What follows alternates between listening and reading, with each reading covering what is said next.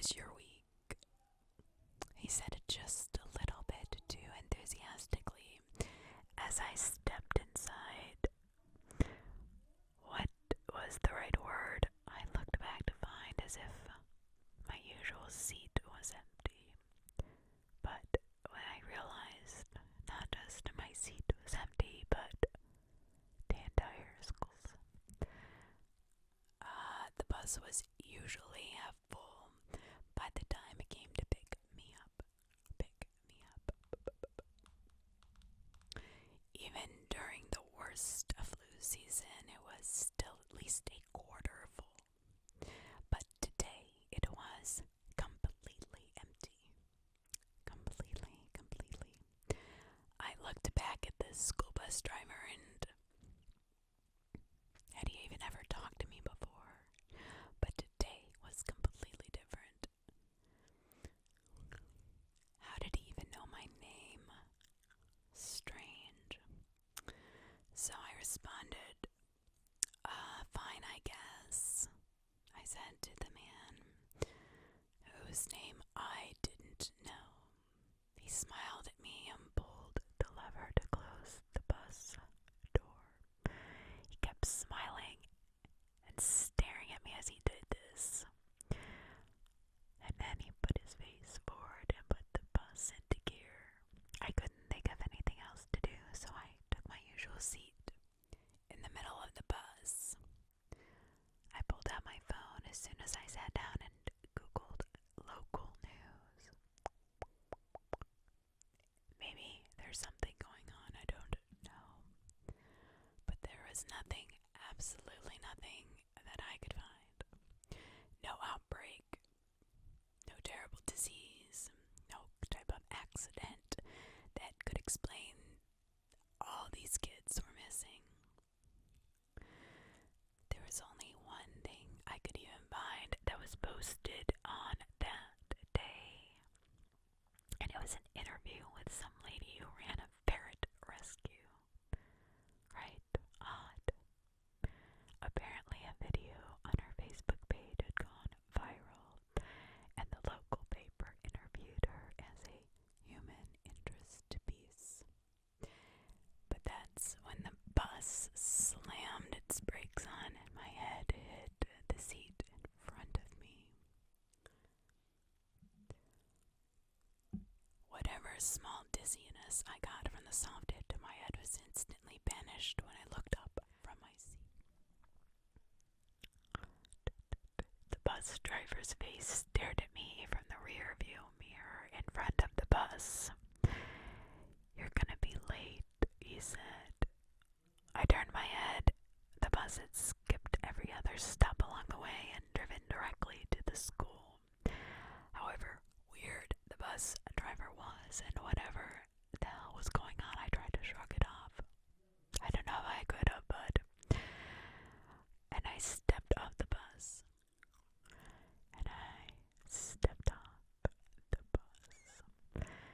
There were no other students outside, no line of buses full of teenagers dragging themselves to a high school at 8:30 in the morning to suffer through another long, arduous day forced of education.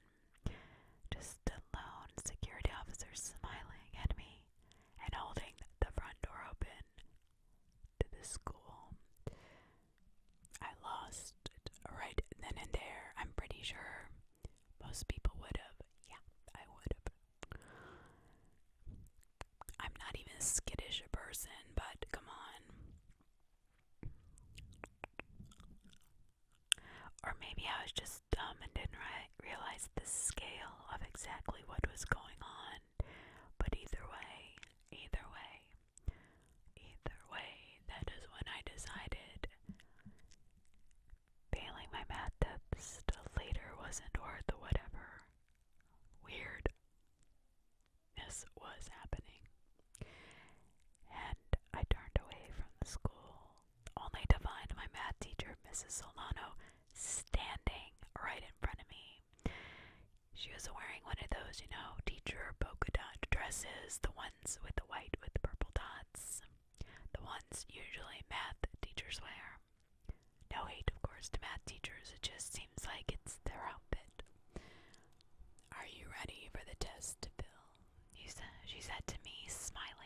bus driver and the security guard to the school.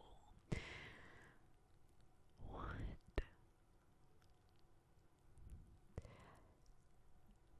As she stood in the middle of the sidewalk, blocking me from leaving, I couldn't think at this point. Could you? There was a bus to my right, a teacher in front of me, and a security officer standing 20 feet behind me, holding a door open.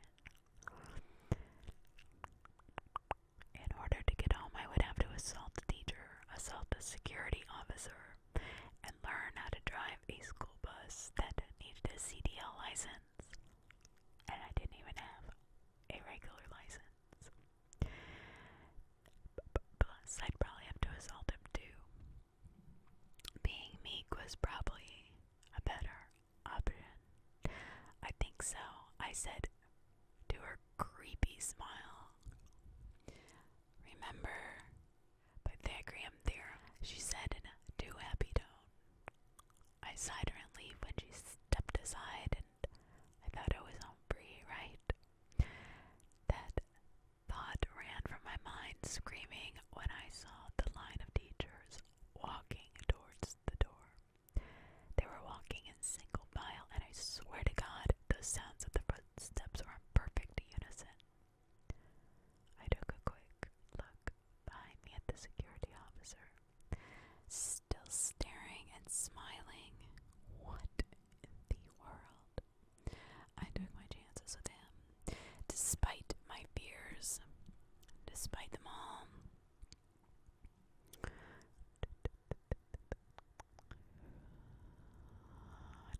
Of being in a closed building with a bunch of smiling potential zombies, I was afraid to find out what a group of them would do to me if I didn't go along with whatever the hell was happening to me. So I turned and walked into the school. The clock just above the hallway to the left said it was 8:53. As I looked at it, ticked over 8:54, and the first warning bell started to ring and scared the crap out of me. I looked around at the 3 hallways visible from the front morning entrance, and there were no students rushing down them trying to get to their morning classes. Not a single one. Completely empty. Just like the bus in the parking lot. For the first time in my life, I ran to my first classroom, the only person seeing the sight being the lady at the front desk. And she said, "The morning announcements." Just like all the teachers and the bus driver, I tried to ignore it as I ran up the steps to the second story building and went to room 205. And like everywhere else, there were no students. I sat at my desk and waited as Miss Solano reached the room just as the clock ticked to 8:59. At that exact moment, at the clock as it ticked to 9 o'clock, Miss Solano was at the front of the class, starting to begin. She's staring directly down at the center of the line of desks. Not even really at me. An empty classroom right down the center, and she says, "Welcome, class. As everyone knows, we have a test today. I hope you remembered your Pythagorean theorem," she said, smiling the entire time. She turned at a full 90 degrees before walking towards her desk and grabbing the neat stack of papers on her desk. It's difficult to describe how odd what she was doing was and what she did next, especially compared to what had happened already, but I'll try my best. So she began walking in a straight line and putting a piece of paper on each desk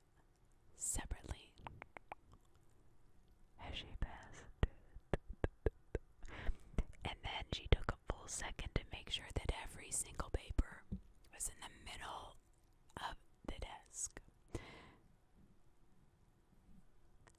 On her right, as she passed. When she reached the end of the row, she turned 90 degrees, like a robot, took 2 steps, turned 90 degrees again, and repeated the process. It took her a full 45 seconds before she got to my desk. She looked at me as she placed the paper in the middle of my desk and whispered, "Good luck." Whispered like what? There were people in the classroom who could possibly be bothered by her talking. I stepped up from my desk and was about to run out of the classroom, but when I saw the face staring at me through the small window of the classroom, it was the same security officer who had held the door open for me when I stepped off the bus. He was staring directly at me, smiling at me in that big, weird smile that every adult had on their face. I sat down. I finished my test. I couldn't think of anything else to do. Miss Solano didn't say anything for the rest of the class period, and I pretended to do the test for the rest of the period. At 9:54, the bell dinged, and the security officer opened the door. I grabbed my backpack and stepped out of the classroom. Just as before, there were nobody. No other students, nobody. No parents, no extraneous people. Just me in the hallways. So when I stepped out of the classroom, the door slammed behind me, the security officer smiling still the entire way, like he couldn't stop. Like his face was frozen in this bizarre smile. He followed me in an orderly manner down the hallway. The only sound before the bell signaling the 2-minute mark was my footsteps, followed by the heavy, booted boots of the officer. I was worried what would happen if I was late for class, so I rushed to biology in room 2206.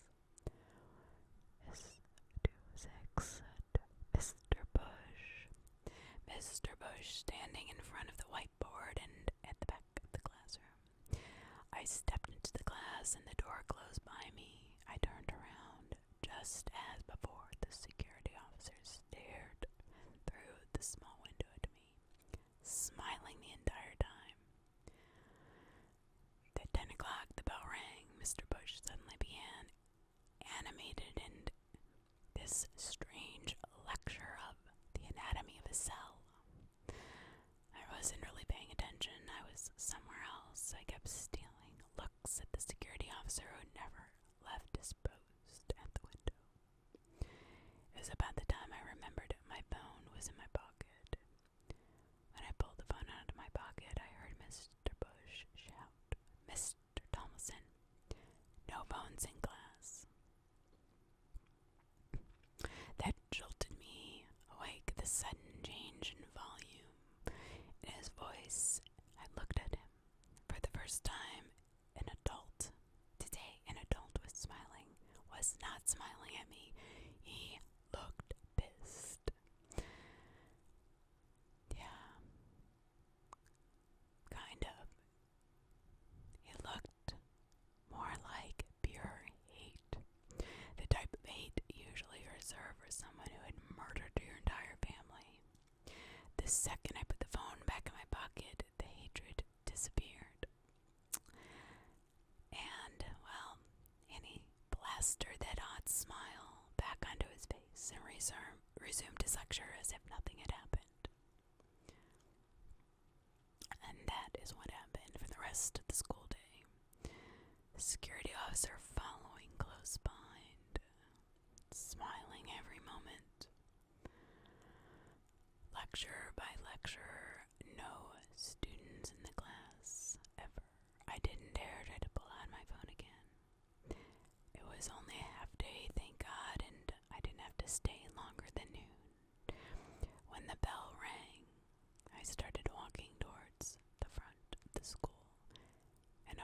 course, the security officer followed me. When I reached the front of the school, the bus sat idling in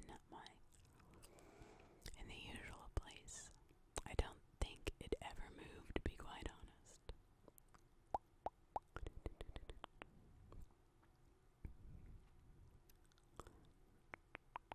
When I reached the front of the school, the door opened. I stepped on and I sat in my usual seat. As the smiling driver drove the bus away from the school, the security officer waved goodbye. I pulled out my phone immediately and tried to call anybody who I thought would answer, but no answers from my mother, my brother at college, or my best friend. I tried ridiculous amounts of text to everybody. Please call me. No answer. Where are you? No answer. This is scary. Where is everybody? No answer. Just as before, the bus drove directly to my stop. Without stopping anywhere else, the driver smiled at me and waved as I exited the bus, and it drove off. I bolted home, almost puked after a quarter mile was done. My mom's car was in the driveway and I rushed to the door. Mom, something is really I yelled as I entered the house. I didn't expect her to be standing just inside the door, less than 5 feet away. It took the breath out of me. How was your day, son? She had that smile on her face. The smile. The same creepy smiles every adult had on their face that day. I couldn't handle it. I ran past her into my room. I can't find anything about what is going on. There's no news. According to the internet, everything is absolutely normal. But it's not, and we know it. I can't get a hold of anybody else. Nobody lives in my town. 911 isn't answering the phone. I'm out of options at this point, so I'm yelling at the dark void of the internet, hoping, praying somebody can help me. Please answer soon as possible because it's dark outside, and I can see my mom's shadow coming from the hallway light. She's standing at the door with her shadow barely visible under the door jamb.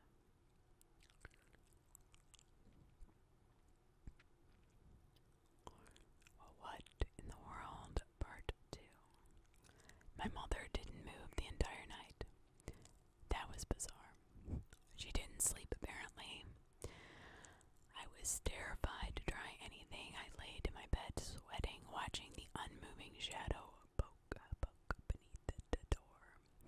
About 4 a.m., I decided that I needed to get the hell out of there. I did something that any delinquent teenager would have thought to have done hours ago, and decided to sneak out of my own house through my window. For the only time in my life, I was glad that my family was poor and we didn't own a 2-story house. It was still dark out. The sun had not even begun to peek over the horizon when I grabbed my phone and dove off into the darkness of the backyard. After I landed, I sat and listened to hear any possible movement from inside the house. None. My first priority should have been to grab a car and drive into the closest major city, Phoenix maybe. But you have to understand the situation I was in. I had spent the entire day without eating anything and drinking very little water, exhausted from not sleeping, thirsty, hungry, and every single adult I had seen today acted like some kind of crazy robot zombie hybrid.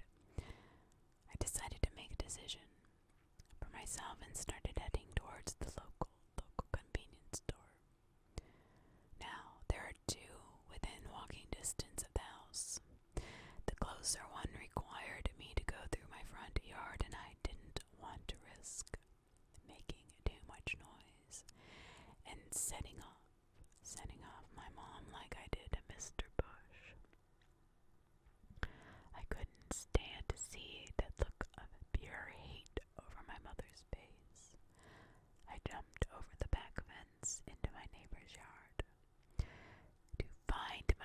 swimming laps in her pool.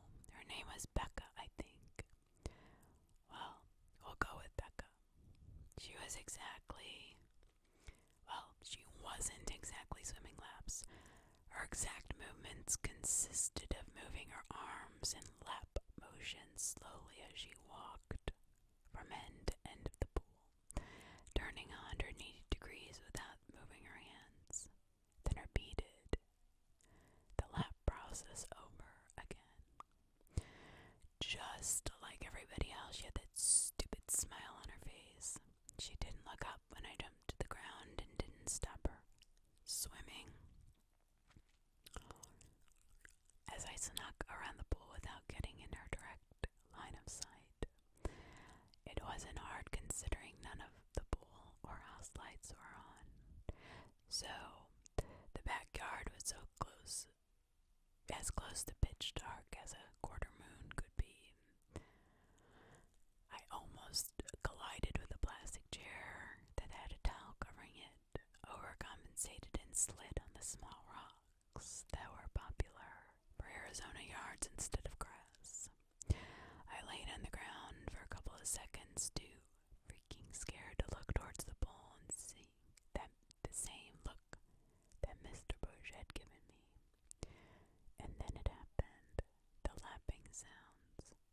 The pool stopped. I didn't move. After a few seconds, though, the noise began again. The same one she made when she had been taking laps in the pool. As quietly as I could, I moved my hand and pushed myself up. Just enough to take a look at her in the pool. She had indeed returned to her laps. Making as little noise as possible, I got up from the rocks and made my way to the gate that led to the front yard. The gate was pretty new, so it didn't make much noise when I flipped the latch and slipped through. The street lights shone down on a street devoid of life, but no sounds of buzzing insects, no nighttime bird calls, nothing, no cars. Off in the distance, absolute silence. I moved through various front yards, avoiding the front yard of any house that had lights on. Less than a mile to the 7-Eleven, I managed to get there without setting off any alarm bells. When I reached the end of the block and saw it across the street, I immediately regretted my decision to try and find something to eat and drink. See, there was a small line of people standing in front of the automatic opening doors. The person in the front spot would stand in front of the doors watching them open and close a couple of times before walking through them. I watched from the other side of the street as one person stood and entered after the automatic door opened, closed 3 times. The next person in line waited but somehow missed the timing and walked directly into the doors just as they were closing. What is going on? The person bounced off the doors, waited a couple of rounds of the automatic open close, and then stepped through. This time he succeeded and walked into the store out of view. I needed to think about what to do. Either I would have someone sneak into the 7-Eleven to grab some water or something to eat, or take the chance of trying to get out of town without any supplies. I picked the phone out of my pocket and looked at the time. 5:23 a.m. on a Saturday. The sun would be rising soon and it would be impossible to hide from any of this chaos. And not to mention the blazing, horrid heat of the Arizona sun. Screw it, I said to myself quietly. I had no access to a car, and if I had to walk to Phoenix, I was going to need something to drink. Absolutely right. Sorry. So, I probably did the dumbest thing I could think of. I decided to get in line with the rest of the zombies. I flipped the phone's camera on and looked at my own face in the camera. I looked haggard with black bag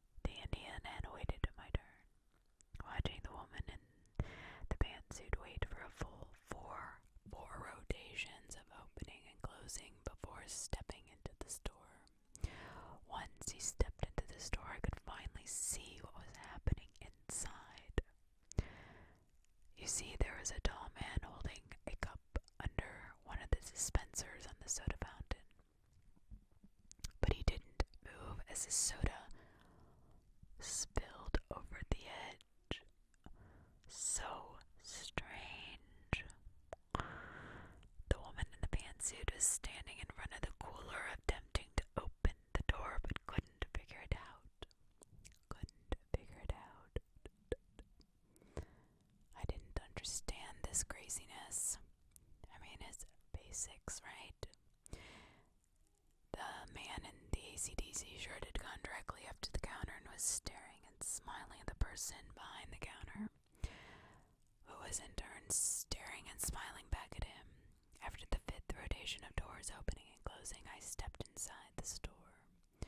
The AC was working, thank God, and I looked around more carefully.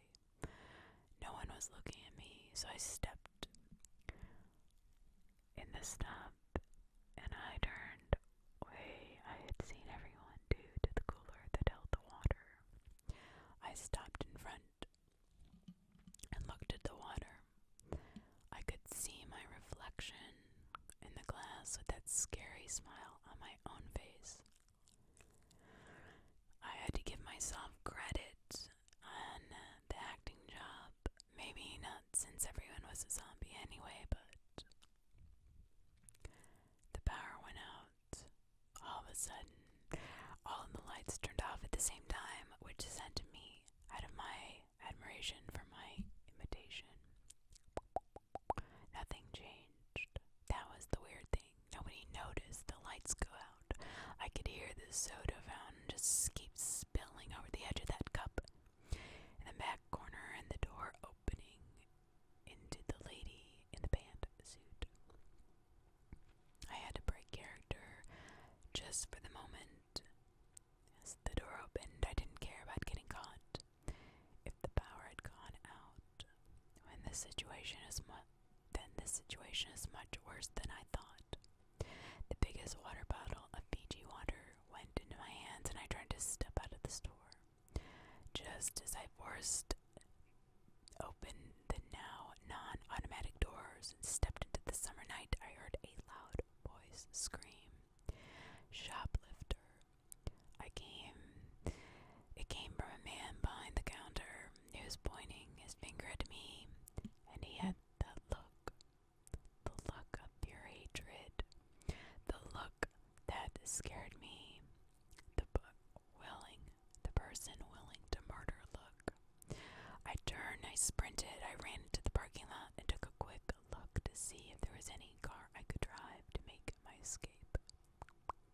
To my amazement, a dirty brown station wagon sat in the parking lot, idling with a person sitting behind the wheel, with his right hand still on the key in the ignition and the driver's door still open. I didn't give myself a chance to wonder at the luck and ran to the open car door and pulled the woman behind the wheel out. When she hit the ground, her smile vanished, and there was that look of hatred. I jumped in the car and put it in reverse. When I looked behind me, the cashier was running straight at the back of the car. He impacted with no discernible drop in speed, and the back window cracked as his head made impact with it. I backed up, wincing as I felt the bump under the car, and put the car into drive. The woman I had thrown out was up now and began running towards the front of the car. I swerved as I passed her. She kept running in the direction the car had been for a second earlier. The highway was a mile from the 7-Eleven, so I drove that way. The streets were empty and dark. No lights. None at all, and the desert is dark at night. Useless street lights and no illumination from any building. Dark streets, dark signs, dark houses, followed by a dark freeway. I turned onto the freeway only to see a red-blue pulsing light in the rear view mirror. A cop. Whether he was hiding behind one of the trees or the on-ramp of the freeway, or whether I was too tired to see him, it didn't matter, because he was there and he was behind me. Well, I made probably the worst decision of my life, and I decided to speed off. I didn't slow down. I didn't even see if the police officer got out of the car, if he had flown through the windshield. The last thing I saw before driving out of my town into the sunrise towards Phoenix was the metal sign. sign of the freeway that said, "You are now leaving Walmart, Arizona." I got pulled over on the edge of Phoenix by Highway Patrol. He had been the first car I had seen on the freeway and sped past him going 90 without even blinking an eye. He immediately flipped on his lights and moved into the lane behind me. He followed me perfectly without a hint of delay, so I actually pulled over. I looked into the rearview mirror as he approached the car, a normal face with no smile, no face of hatred, a normal walk, a normal person. I spilled my guts the second he got to the window, and as I rolled it down, I told him everything in a waterfall of words and made no sense. To him, at least, he rightfully cuffed me and put me in the back of the car. I don't blame him, it was his job. The ride in the back of the car had calmed me down a bit and allowed me to collect my thoughts. By the time we got to the station, I'd figured out a version of the story I could tell them that would make a little bit more sense. Little bit more sense. It didn't, of course, because I didn't know what was going on. I didn't know it happened. I didn't know why these people are like that. Heck, I didn't even know if my words were coherent. Maybe they were. They seemed to be, so. As the officer spoke, "Look, son," Officer Williamson said from the other side of the table, as I was cuffed to, "I don't know what you're hopping on about, but there is no town between Tuscan and Phoenix called Walmart. That there's barely anything between here and Tuscan." "What?" was the only response I could think to say. "Well, we're waiting for your blood test to come back. Maybe you can tell me where you got the car." "I already told you, Walmart."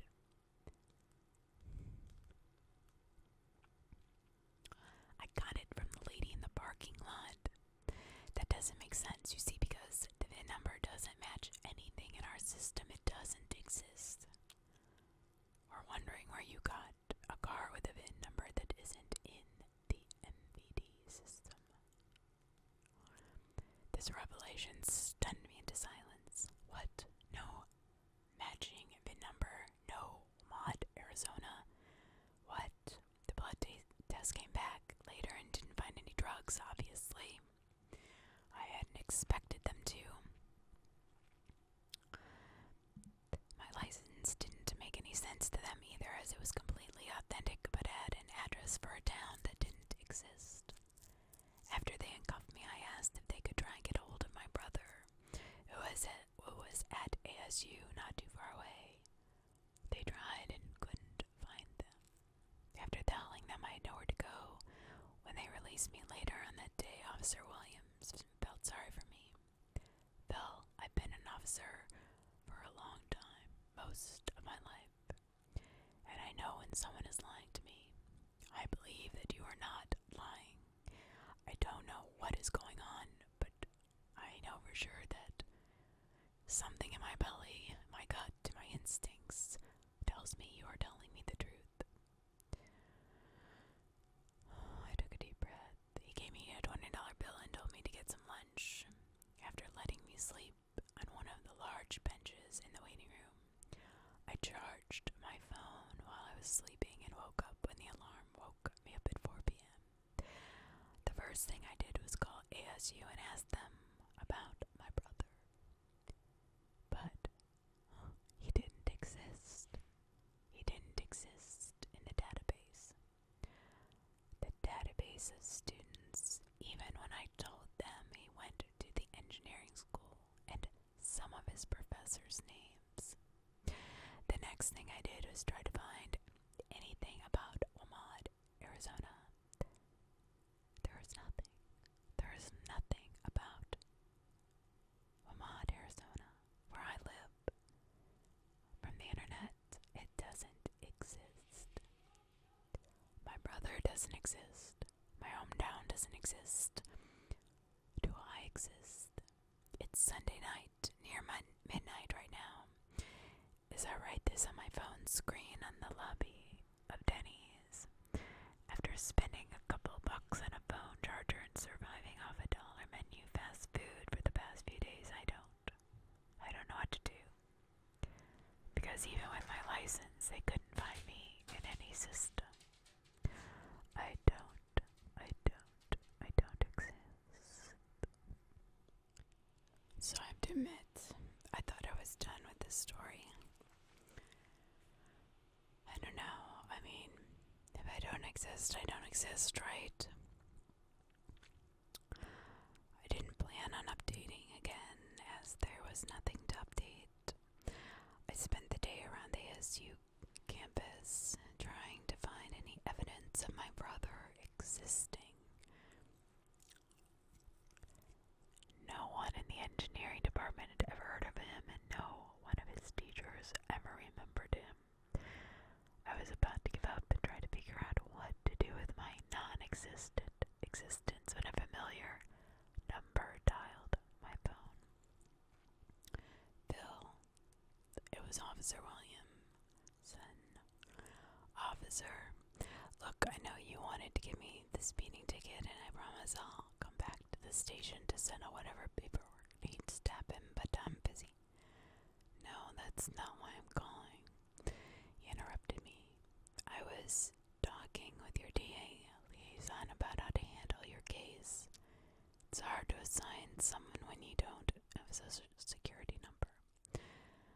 I did have one, but it was 11 numbers long and didn't work in any database.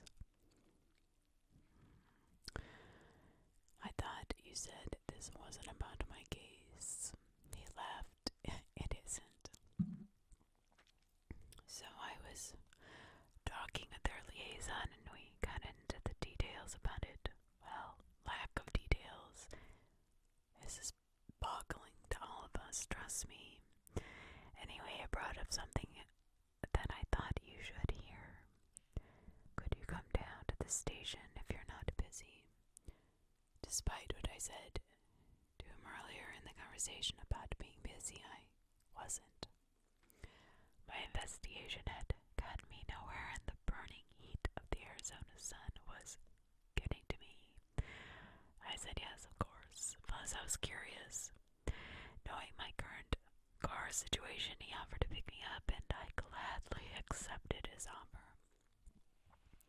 He would not discuss anything with me, what was waiting at the station, but said it would hopefully answer my questions. He led me to an office in the back and led me inside. He didn't follow me in, but there were two people in front of him on the desk. The second was a young woman in a Wendy's uniform. Mr. Thomason, I presume. The man in the suit asked, "Yeah, who's asking?" "My name is Thomas Silvestre. I was alerted to your case when an officer pointed out some similarities to my client, Nia Jefferson. I'd like to offer my services to you." Fake Dan said as he stood up and offered his hand across the desk. "A lawyer, great. Thank you, but I don't need a lawyer. I don't think you will," Nina said. "Look, I don't know you. Tom, could you leave the room for a couple minutes? This'll be easier if I could talk to him alone." Nina interrupted me again. "You? Sure, Nina." Fake Dan attorney put his hand down and looked at her. "Yes," she said, staring directly at him. He nodded and walked around towards the desk. He gave her another look, and she nodded before stepping out the door and closing it. "What is going on?" I asked after Fake Dan left the room. Nia sighed and motioned towards the chair next to her. I said, "What was the name of your town?" she asked. The question caught me off guard. What, she enunciated again, is the name of your town?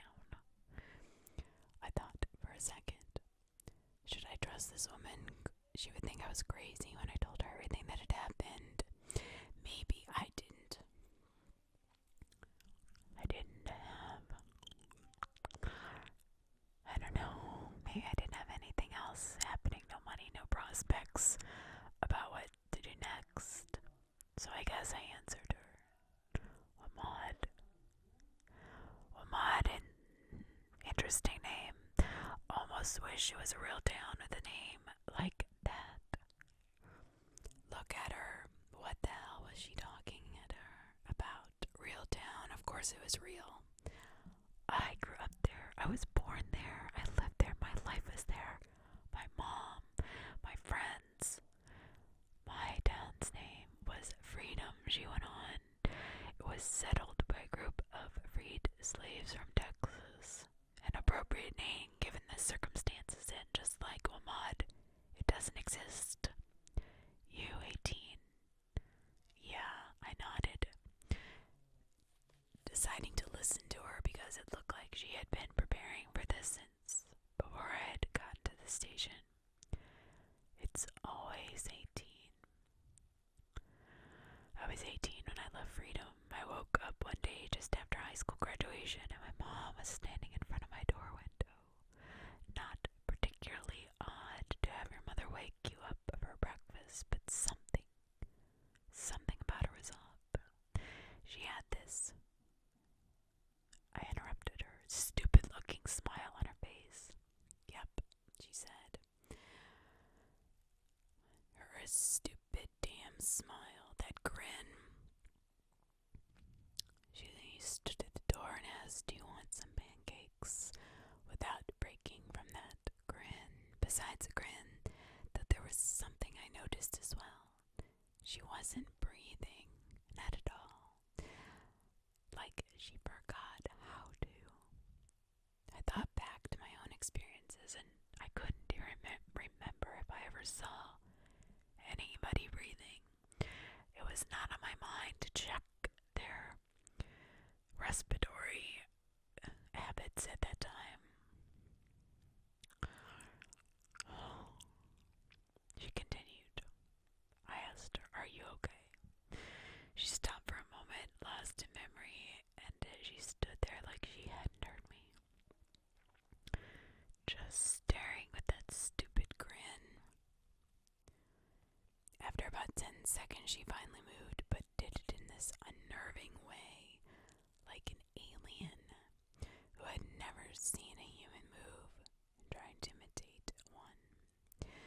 I wasn't the only one. I wasn't the first person this had happened to. Someone was out there who just was as lost as I was. I thought they were moving like robots myself. Nia gave me a sad laugh. That works too. So I follow my mom downstairs, right, and the burners are on and she pours pancake mix into the pan. But she doesn't stop pouring until the mix is dripping off the side of the pan and onto the stovetop. It was like her reactions were so super slow to any stimulus. You know, I tried my cell phone, but nobody'd pick up. Not even 911. I run outside and try to shout for someone, and that's when I find my neighbor with the same look on his face. He's across the street, holding a turn-on hose to an overflowing lawn. I thought back to the odd things I had seen on my way to Walmart and nodded. You know, when I was leaving, I saw my neighbor swimming laps in her pool at 4 in the morning.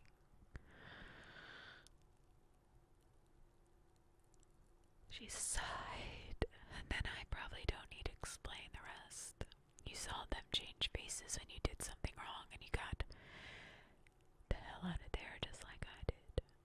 Not soon enough. I didn't leave until the power shut off, I said. Well, from what Officer Williams said, you did something much smarter than I did. I walked to Phoenix. Freedom was about 50 miles northeast of Anthem, and I was close to death by the time someone in the highway pulled over and found me lying on the side of the road. But this is not why I'm telling you this. I'm telling you this this because you need to forget where you came from. See, this happened 7 years ago.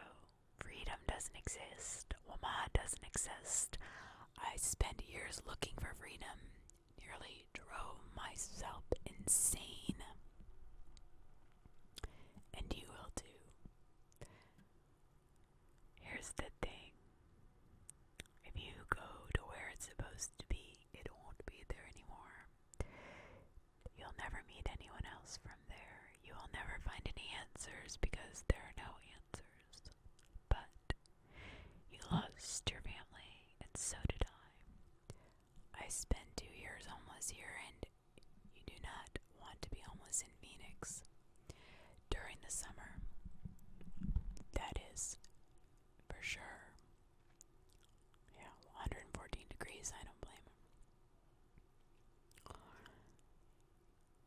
So, I know the fake tan man makes him look like a douche, but Tom's a nice guy and he can help out with getting whatever paperwork you need. I can't help you with the loss, and I can't help you forget what happened to you. I will never help you find your family because they don't exist. I don't know what happened to them. I don't know what happened to mine. But I can help you fit into whatever world we both find ourselves in. She stared at me. Her last sentence gave me a feeling of finality, but also an emptiness I had never felt before. I thought about it. What if she was saying was right? Then I was lost in a world I shouldn't be in.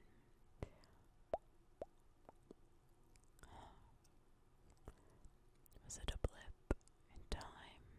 Did I walk through some portal? Did my town never really exist between the real world, or in a real world, but maybe in a parallel one? And everything seemed normal until I turned 18. Is that what happened?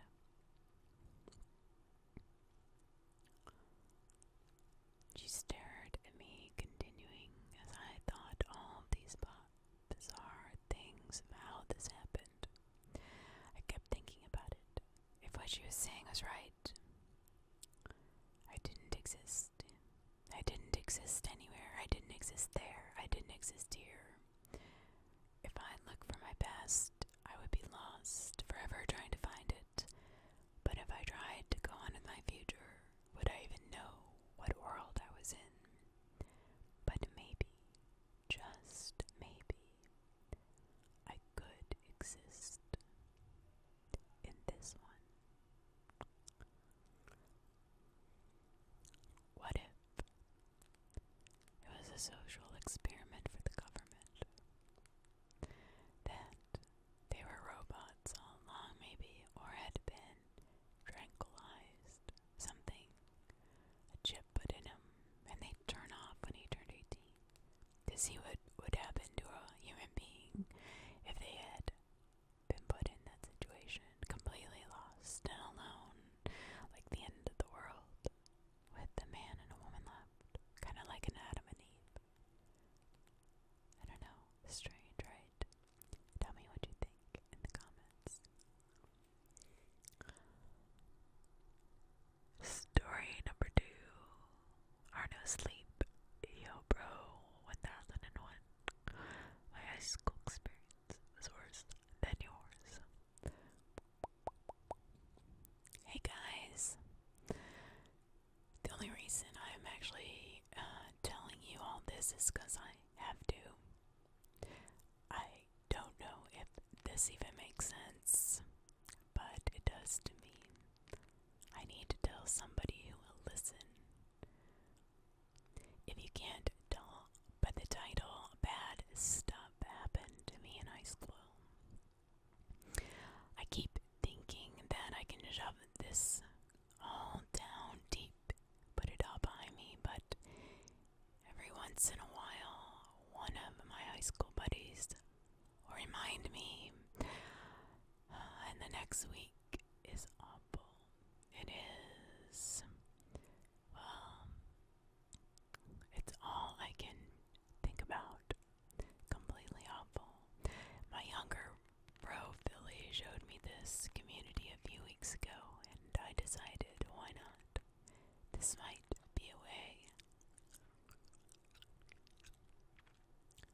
this might be a way to just get everything off my chest.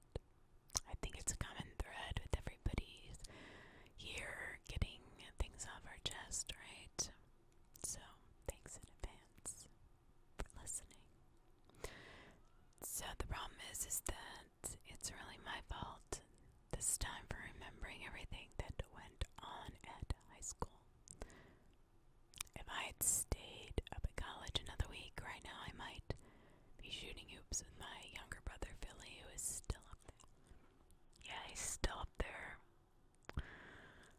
But, or I might have been hanging out at a dorm room Christmas party.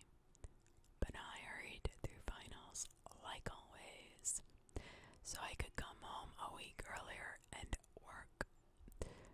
Every summer and every Christmas break, I work at my old job to help pay off my increasing pile of student debt. It's sort of a deal I worked out with my old man, Drew, even though he usually likes longer-term workers. And please don't ask me where I work, please.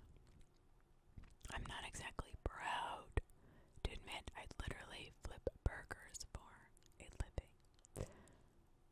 The second day I started again, just as I was meeting the new employees, and a girl I kind of recognized for some reason caught my eye.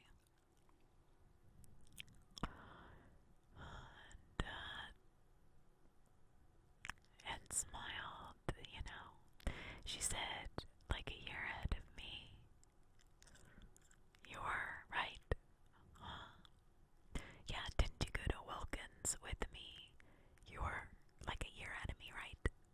She said, again repeating herself. "We'll just call my old high school Wilkins. Sorry, I just can't deal with somebody who actually went there messaging me." Yeah. "You already closed, right?" she said. "Yeah. Probably because of all the crazy stuff that happened." My third response was the same, but inside the screaming started. Why would she bring this up? But it's now stuck. It's stuck inside my brain at the frontal lobe. Right there. No more shoving it down. I was planning on telling you some of the stuff that happened to me first, but I don't know, thinking about it, everything that went on with me, you would, I don't know, make more sense if I told you Jack's story first. Well, we'll call him Jack. So, like every high school, Wilkins has a prom every year. I don't know if it works this way with other schools or in other countries, but with Wilkins, only juniors and seniors were allowed to go, unless some older person asked you out. As a sophomore boy, I was, well, out of the deal. But my dude Jack, he was a junior. You have to know a few things about Jack. He was a jerk, but he wasn't really. Mostly insecure. I don't know. He's one of those guys who's kind of seems full of himself, but deep down, he's a softie. Like he's always thought he was this total lady slayer, even though the girl in our school would never put her lips on any of them. But when he asked this girl out in my grade, Carly, to prom, she wasn't going to refuse. Not if it meant that she could actually go, even if he creeped her out a little bit. Jack didn't tell me he creeped her out when he told me this story, but he creeped every girl out, so he creeped her out. Let's just say that. So he picks her up, right? Opened her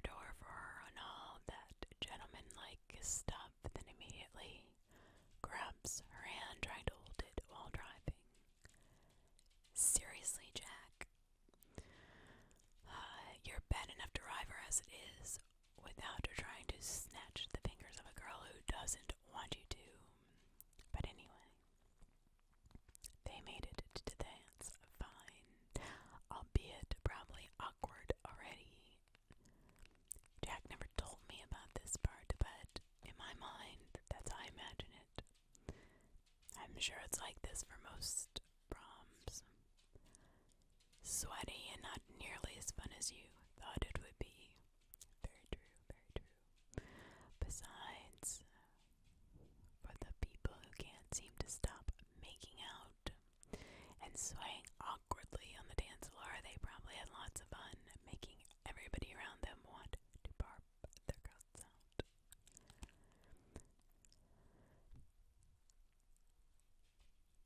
Jack did tell me he made another, I don't know, few moves on this girl, though. Or as he describes it, he had hecka smooth woman catching skills, unquote.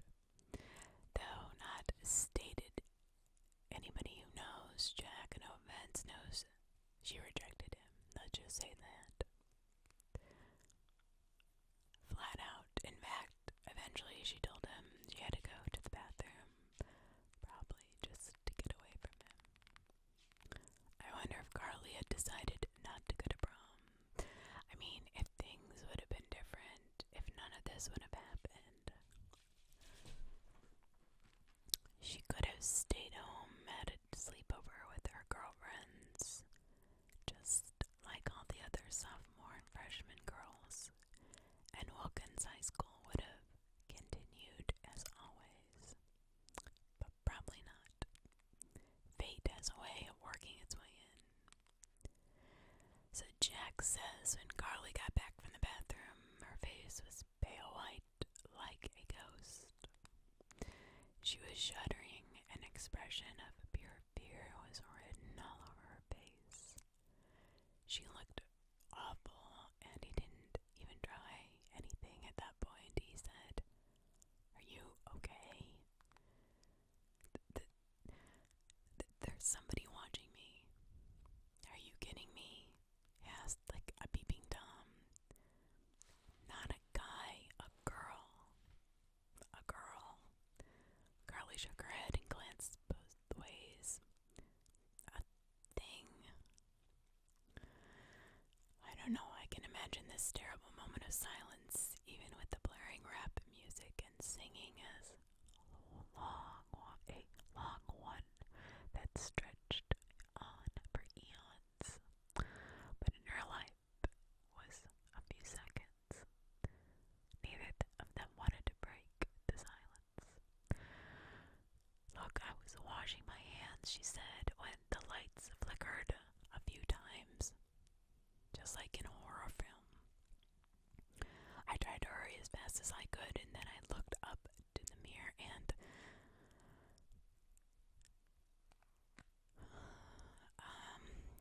yes. I don't know. There was something in the back of the room, Jack, near the door, watching me, standing still. All I really saw was that it was black, all black, like blacker than black. I don't even know if that makes sense, Jack, but it was before I turned around, the lights flickered again and it was gone.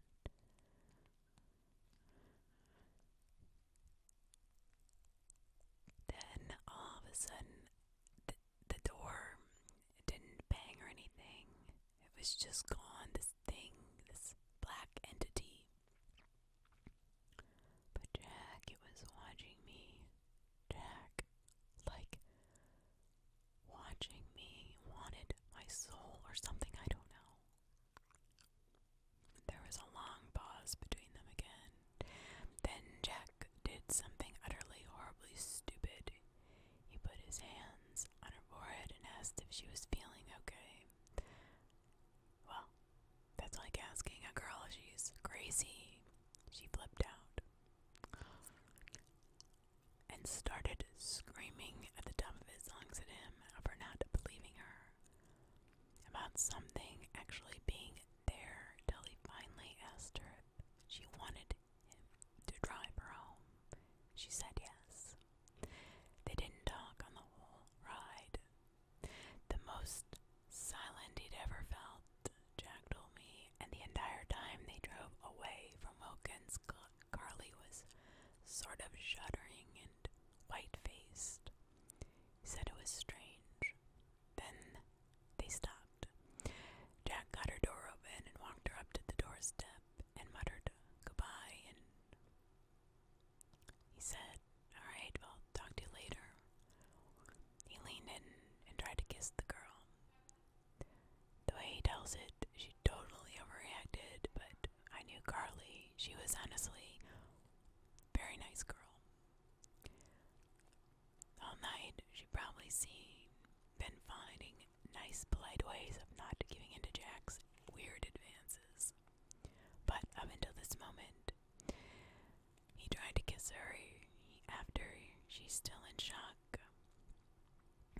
that just exacerbates the whole thing.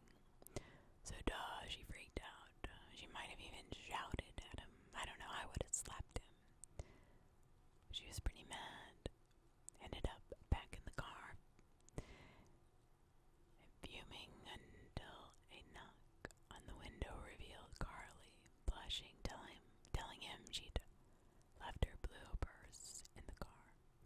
He handed it to her and drove off without walking her to the porch again or watching her make it inside like a good date.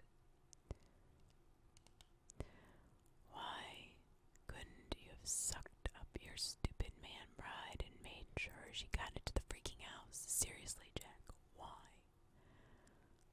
The next morning, cop cars were surrounding her house. Carly had never made it inside. Somewhere between Jack's car and the front door, she had been taken. So I know it might not make sense how Carly's disappearance tied into everything awful that happened at Wilkins and my own experience, but it does. I'll tell you more in the next update, when I'm not exhausted by work. Probably in the next week, but I guess I'll tell you this. Carly's blue purse, the one she'd gotten from Jack's car, was in my locker this morning. Yeah, I'm not kidding. This morning, I don't know. Anyway, I'm gonna try to make this update more thorough, I guess, because I feel like there's 2 specific stories I need to tell you. I thought it might not be another week until I had time to make another post, so I literally only have 3 short shifts this week. Kinda lame, because I seriously need the money. And the money I'm making now is basically all the groceries I get for the next few months. Or weeks if I keep getting only 3 shifts. Never go to college. Never.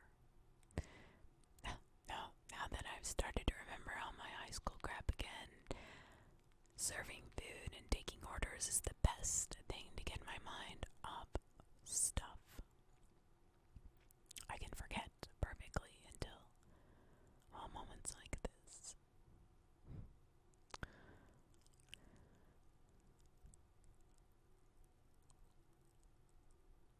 I don't even know how I feel. It's where I sit at the keyboard at night, all night long, with every light out in the house turned on except for the one in my parents' room. Just me and the screen in my memories. But it's hard to know where to start. There's so many threads I still have not been able to figure out or connect. Jack's story might have made this sound simple and chronologically makes sense, simple missing persons case, but it isn't, and it isn't simple. Like the blue purse in my locker. Do you, reading this, that purse connected Jack's story with me, with mine, with my life? Who was only in 1 or 2 classes with me.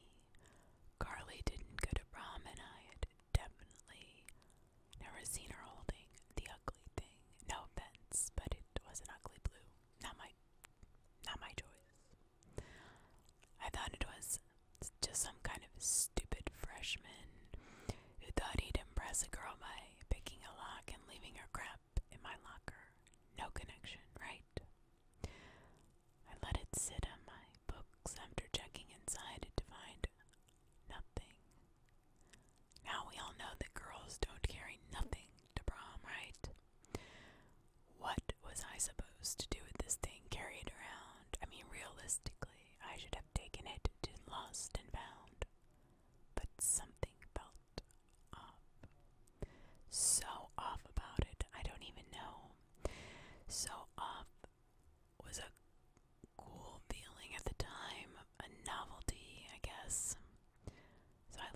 lockers just sit there for a few more days, then a few more, then a few weeks. I know this sounds crazy, and looking back, I started to use my locker less and less when I found that blue ugly thing. And the one thing that was in it, probably because my subconscious sense of privacy had been breached. No matter how many days my locker went without being violated, it had been broken into one time. That one time ruined all the others. Looking back, I started to use Eventually, even the sophomore year ended and junior year began. I stopped using my locker completely. But the purse isn't crazy relevant to the story I'm going to tell you next. This is mine, and it took place the beginning of junior year after a choir performance. Yes. Yeah, I did do choir. I'm not afraid to admit it. I'm not. It was actually a pretty big thing.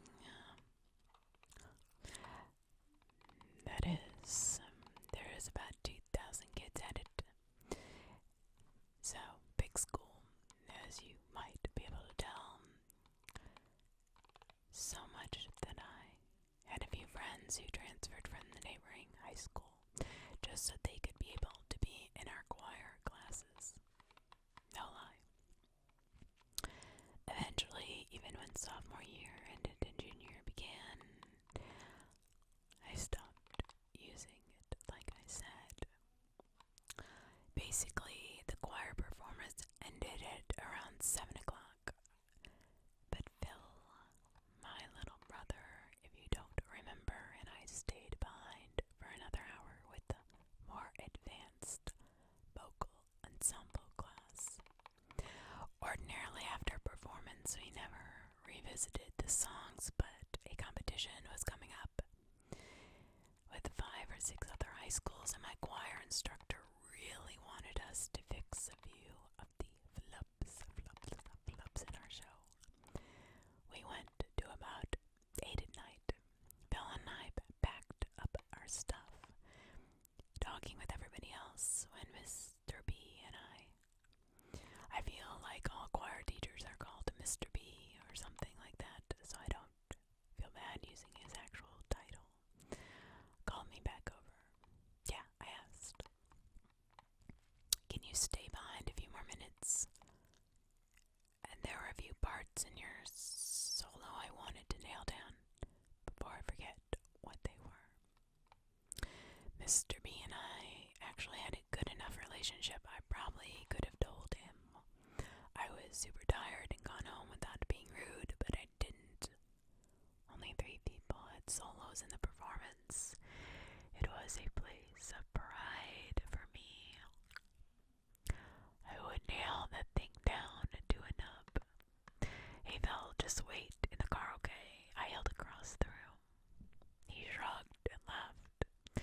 Mr. B and I practiced a few minutes, only long enough to fix 2 or 3 pitchy parts, but long enough. The sun was completely down when I went outside. The only visible cars, or a few in the first 2 rows, janitor, teacher, and I don't know. They were still locking up the building. 2 in particular I remember, a new white and black Kia, and this shimmery blue Mazda. How I remember these 2 cars, I couldn't tell you. I couldn't, but it's crystal clear in my mind. I guess maybe the details stick with drama. The more dramatic a memory is, the better the memory. I don't know. Just a guess. It's like how kids remember exactly what they wore the day their dad died, or adults remember the date of their divorce. I'd parked at the other end of the lot, though in darkness with 3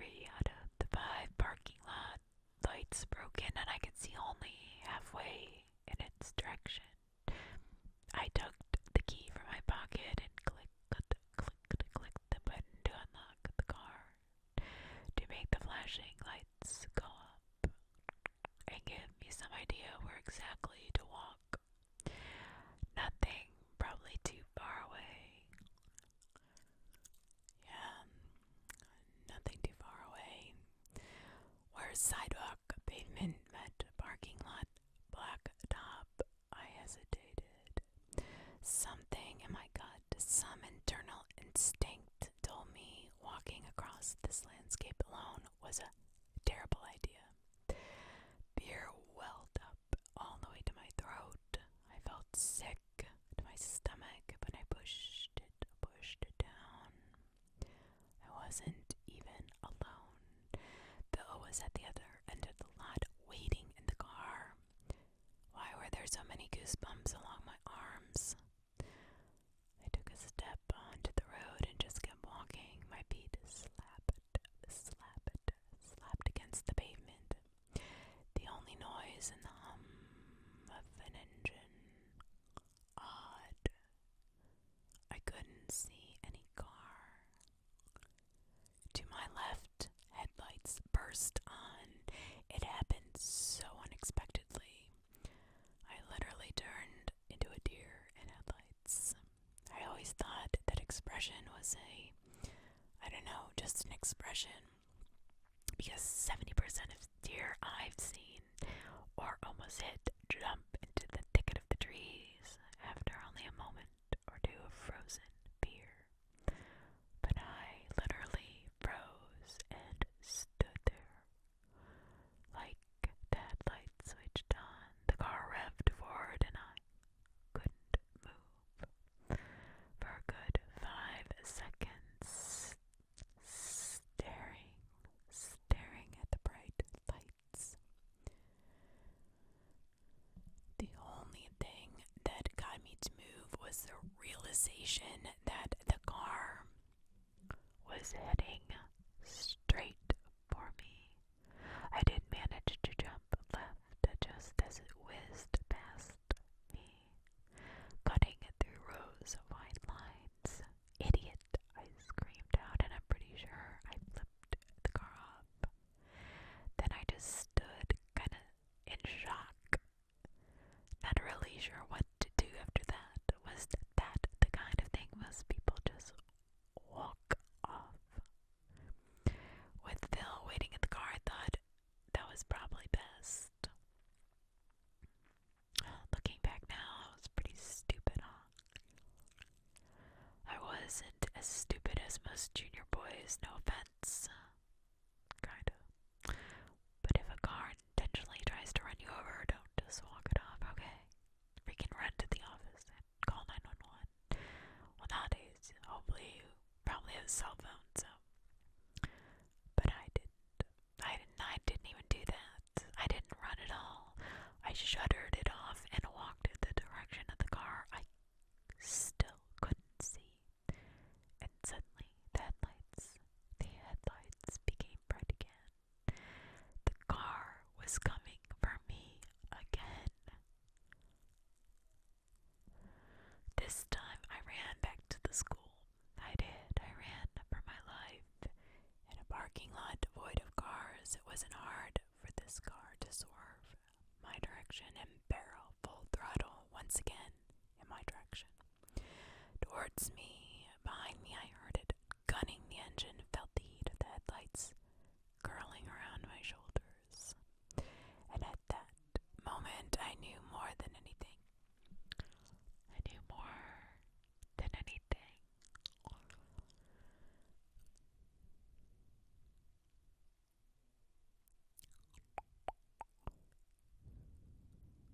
I was going to die. Alone between two havens of safety, my car and the school. Neil shouted a voice somewhere to my left near the school. Dude, where are you? It was over. I would die hearing my brother shout for me. My eyes closed and I prepared for impact, but nothing happened. Where the heck did you go? Billy shouted again, screaming for me, catching sight of me and making his way over a patch of grass. I probably wheezed something about a car or a maniac or something, because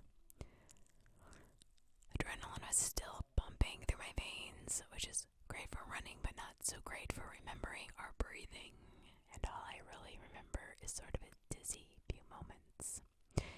sort of stared at me, and I just stood there, still not sure why the car hadn't plowed me over.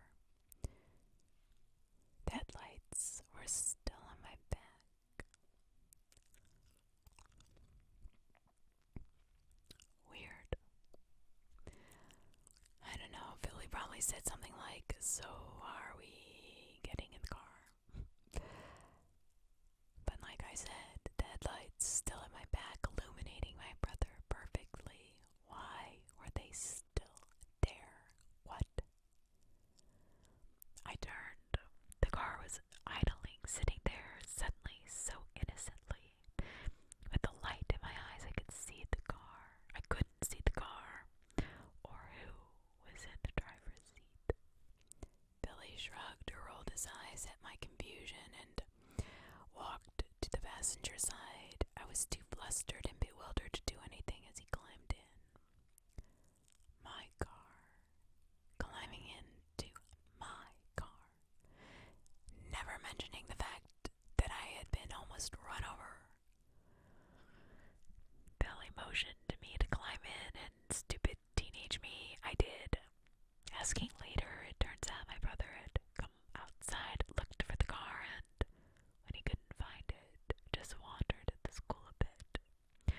When he'd come back into the parking lot, he found me standing next to our idling car, thinking I'd driven it up so that he didn't have to walk back to the parking lot, to the back of the parking lot. The weirdest thing about the whole incident was that when I got into my car, the friggin' one that had tried to kill me, no key in the keyhole, it was running. Yeah, I probably didn't use my locker for another good 2 weeks, but when I opened it, Carly's bloopers. It was gone. Strange. I checked the lost and found. I subconsciously thought by choosing my locker as its host, the purse was suddenly mine. I don't know why.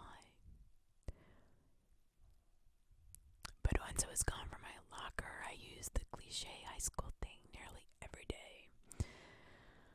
I don't know. Okay, so that was probably the freakiest incident that happened to me, specifically, at least from my perspective. There is more stuff that happened to me, though, quite a bit actually, more stuff that makes sleeping hard when I think too long. Most of it, I was actually an outsider on, like it happened to other people. Not me, which was totally fine. But the next story is mine, though. Even if Billy is the one that remembers it. He says that a few weeks before the car happened, that whole car thing happened. Maybe even a month, he was in class and his phone lit up. Yeah,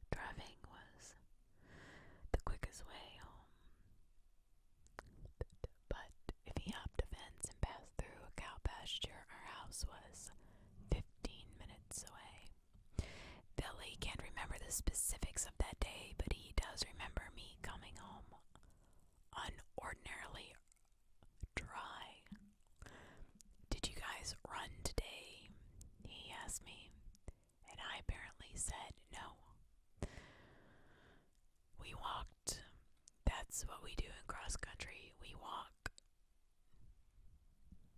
Oh, very funny.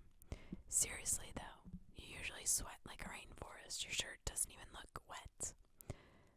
It's true. I don't have anything wrong with me. How much I sweat is probably in the top 10.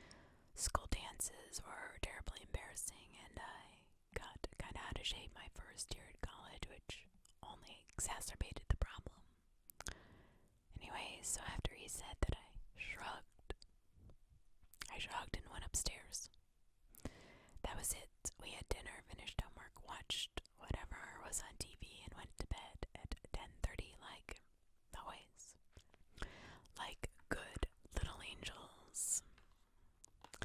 Teenage angels, of course. Teenage boy angels.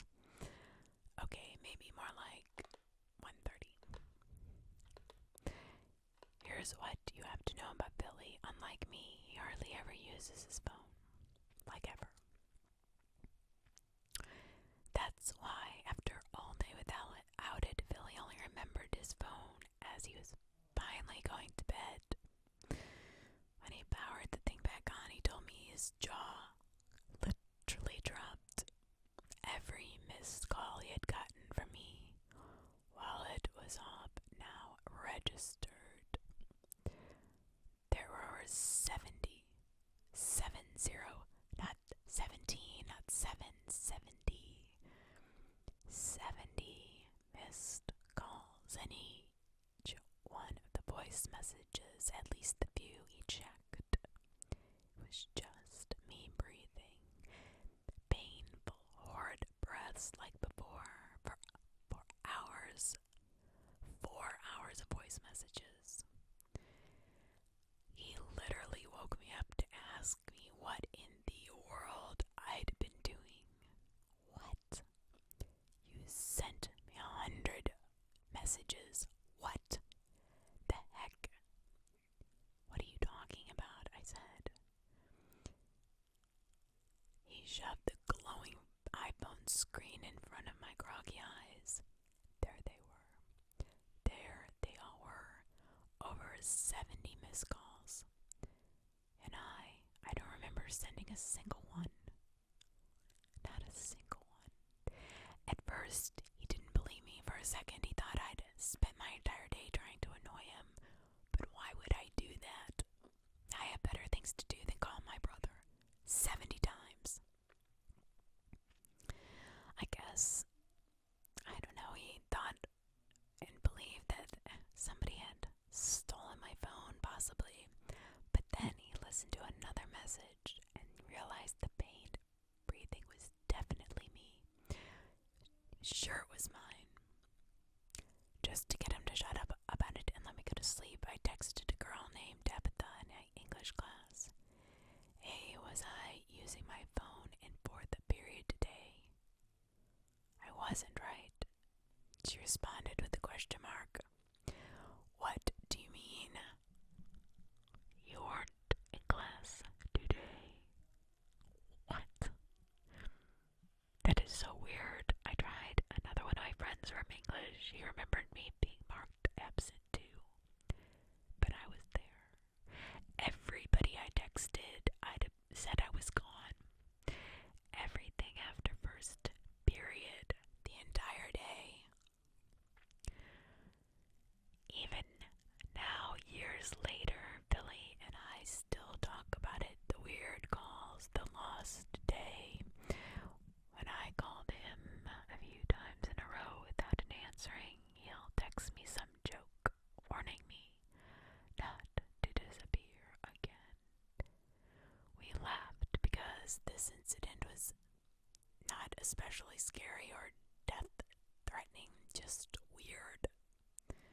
Until I start to think about it. I don't really worry about what or where the day went. The thing I worry about is where I went that day. Why my breathing sounded so pained. And the faintest of voices I hear in some of the messages behind the noise of my breath. And most of all, I worry about all the days I left charge it enough the night before for it to last past first period. The few days the office lady called home to tell us I was marked absent in my classes after first period, even though I do not remember skipping them. I don't know how quick I'll be able to get to you guys for the next update. Hopefully within the next week, though. I'm going to try and pick up as many shifts as possible. Plus, Christmas and family come before Reddit. No offense. Billy will be home this week and I should be able to ask him more about the stuff he experienced. The girl at work mentioned on a break yesterday how weird stuff had happened to her there. So I think I might want to talk to her too. We will have to see. Oh, and if you do somehow figure out the actual name of what